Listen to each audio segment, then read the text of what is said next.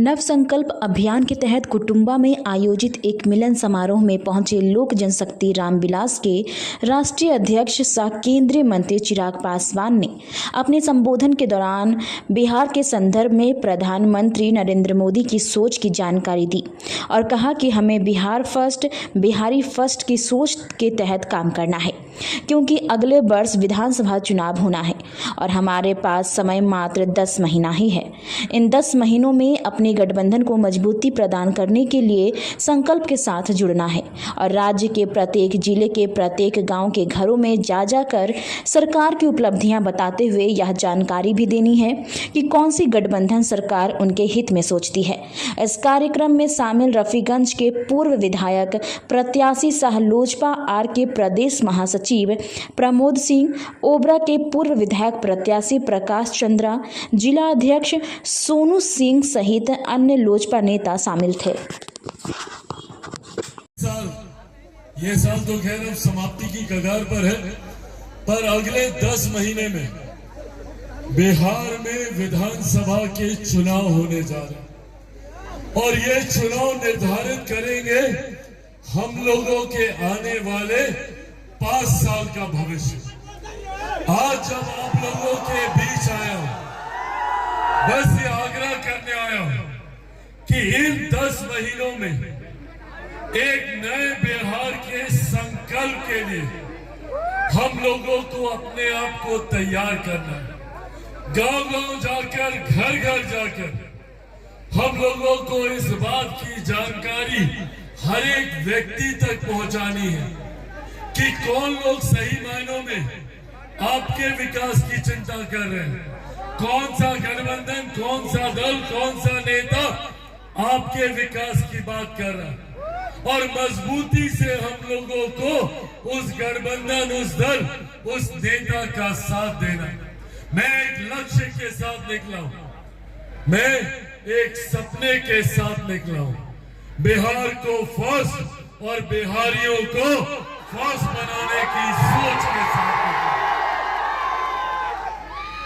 साथियों, दिल्ली में रहा हूं, बंबई में मैंने काम किया, पर यह बात हमेशा मेरे दिमाग में कौंधती थी कि क्या कारण है कि जब भारत एक साथ आजाद हुआ, भारत के तमाम प्रदेश एक साथ आजाद हुए, तो फिर क्यों कहीं दिल्ली बंबई जैसे चमचमाते शहर बने और कहीं हमारा बिहार प्रदेश, जो आज भी पिछड़े प्रदेशों में जिसकी गिनती होती, इसका बहुत बड़ा कारण रहा है। और हमारे प्रदेश की विडंबना रही है कि लंबे समय तक विरोधाभास की सरकारें रही। जब बिहार में एनडीए की सरकार, तो केंद्र में यूपीए की सरकार, जब केंद्र में एनडीए की सरकार, तो बिहार में महागठबंधन की सरकार। और जैसा मेरे प्रधानमंत्री नरेंद्र मोदी जी बोलते हैं कि अगर किसी राज्य को डबल इंजन की सरकार मिल जाए तो उस राज्य को विकास करने से कोई नहीं रोक सकता। लंबे समय के बाद ये परिस्थिति आज हमारे प्रदेश को मिली है और इस व्यवस्था को बनाए रखने की जिम्मेदारी और अनंत संभावनाएं हैं। बिहार एक ऐसा राज्य है जहां पर अनंत संभावनाएं हैं। उद्योग को लेकर, बिहार में कृषि को लेकर, यहाँ पर टूरिज्म को लेकर बिहार एक से एक महापुरुषों की धरती रहा। बिहार गुरु गोविंद सिंह जी की धरती रहा है, गौतम बुद्ध की धरती रहा है, भगवान महावीर की धरती रहा। और तो और अयोध्या में अगर इतने भव्य राम मंदिर का निर्माण हो सकता है, तो बिहार तो मेरी माता सीता की धरती रहा है। यहाँ पर भी उतने ही भव्य मंदिर का निर्माण होना चाहिए। मंदिर का निर्माण होना आस्था को तो संतुष्टि देता ही है, पर जब ऐसे भव्य मंदिरों का निर्माण होता है तो आसपास के क्षेत्र का आर्थिक विकास होता है। वहां पर एमएनसीज आने लगते हैं, छोटे छोटे दुकानें खुलने लगती हैं, रिजॉर्ट खुलने लगते हैं। इस सोच के साथ बिहार के हर एक जिले को विकसित बनाने की सोच के साथ बिहार फर्स्ट, बिहारी फर्स्ट आगे बढ़ने का काम कर रहा है। मेरे नेता, मेरे पिता आदरणीय रामविलास पासवान जी ने ये सपना देखा था। उन्होंने 90 का वो दशक उन्होंने देखा था।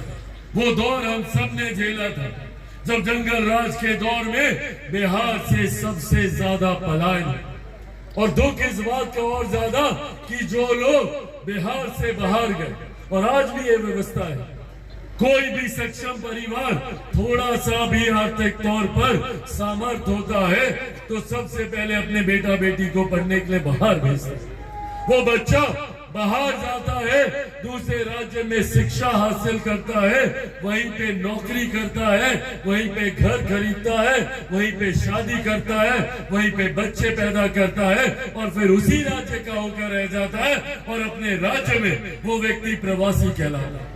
अपने राज्य में कब आता है? जब होली, दिवाली, बहन की शादी या माता पिता की तबीयत खराब होती है। कोई नहीं चाहता अपने घर परिवार को छोड़कर वो दूसरे राज्य जाए। पर 90 का वो दशक, राजद का वो काल हम लोग को याद है, जिस दौरान भ्रष्टाचार और अपराध चरम सीमा पर था, और उस दौरान युवाओं को मजबूर किया गया अपने राज्य को छोड़कर जाने के। आज भी दुख मुझे इस बात का होता है, जब उसी परिस्थिति की वजह से आज भी कई लोग बिहार से बाहर जाते हैं। मेरी सोच है, मैं चाहता हूं कि जो लोग बिहार से बाहर गए हैं, ऐसी व्यवस्था तैयार की जाए कि वो लोग भी बिहार वापस लौट कर आए, अपने घर, अपने गांव में वापस लौट कर आए। इस व्यवस्था को निर्माण करें, और इसी सोच के साथ साथियों, लोक जनशक्ति पार्टी रामविलास आगे बढ़ने का काम कर रहे हैं। मुझे खुशी है कि हम लोग आज एक ऐसे गठबंधन का हिस्सा है जहां पे मेरे प्रधानमंत्री आदरणीय नरेंद्र मोदी जी की सोच है कि कैसे गांव और शहर की दूरी को कम किया जा सके, कैसे अमीरी गरीबी के बीच की खाई को पाटा जा सके। इस सोच के साथ मैं और मेरी सरकार कार्य करने का काम कर रहे हैं। महिलाओं के सम्मान को लेकर शौचालय बनाने का ऐतिहासिक फैसला हमारी सरकार के द्वारा लिया गया। महिलाओं के क्या आप भी अपने बच्चों के लिए एक अच्छे स्कूल की तलाश में हैं, जो आपके बच्चे को बेहतरीन शिक्षा और संपूर्ण विकास प्रदान कर सके? तो चले आइए मानपुर के सबसे best school GD public school में। जीडी पब्लिक स्कूल मानपुर का एकमात्र ऐसा स्कूल है जहां एक्सपीरियंस टीचर्स द्वारा बच्चों को क्वालिटी एजुकेशन दी जाती है। हमारे यहाँ अत्याधुनिक एजुकेशनल फैसिलिटीज अवेलेबल है, जिनमें smart classrooms, well equipped labs और एक लाइब्रेरी शामिल है। हमारे स्कूल में सिर्फ एजुकेशन ही नहीं बल्कि बच्चों के संपूर्ण विकास के लिए अनेक एक्टिविटीज भी कराई जाती है, जैसे arts, crafts, music, dance class, house activities, sports, indoor outdoor. इन एक्टिविटीज के माध्यम से हम बच्चों के व्यक्तित्व को निखारते हैं और उन्हें आत्मविश्वासी बनाते हैं। अगर आप भी अपने बच्चे का एडमिशन जीडी पब्लिक स्कूल में करवाने का प्लान कर रहे हैं, तो जल्दी कीजिए और अपने बच्चे का भविष्य सुरक्षित करें। जीडी पब्लिक स्कूल में एडमिशन जल्द ही शुरू होने वाला है, तो नीचे दिए गए नंबर पे आज ही संपर्क करें या विजिट करें हमारे वेबसाइट पे।